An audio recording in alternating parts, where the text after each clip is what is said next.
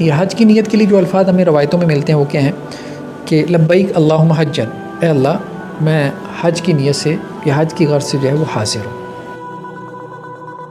عمرہ کی نیت کے جو الفاظ ہمیں ملتے ہیں روایات میں، لبیک اللہم عمرۃ، اے اللہ میں حاضر ہوں عمرہ کرنے کے لیے۔ عمرہ اور حج دونوں کی ہم اکٹھی نیت یوں کر سکتے ہیں، لبیک اللہم عمرۃ وحجن، اے اللہ میں عمرہ اور حج ادا کرنے کے لیے حاضر ہوں۔ احرام باندھنا کسے کہتے ہیں؟ یہ ایک اصطلاح بہت زیادہ استعمال ہوتی ہے حج میں۔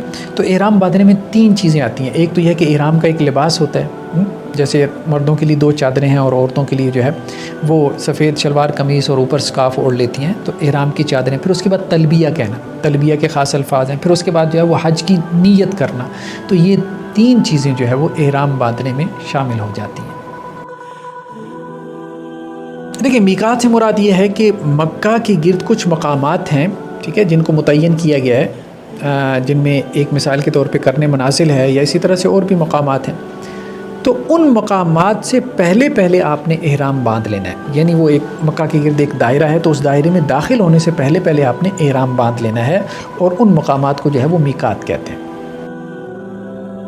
کہ پاکستان، انڈیا اور UAE متحدہ عرب امارات وغیرہ کا میقات کیا ہے؟ دیکھیں، ہمارے اس طرف سے جو لوگ جاتے ہیں سعودی عرب عمرہ یا حج کرنے کے لیے، تو ان کا میقات کرنے منازل ہے، اور کرنے منازل مکہ سے ایسٹ میں مشرق میں تقریباً 80 کلومیٹر کے فاصلے پر ہے۔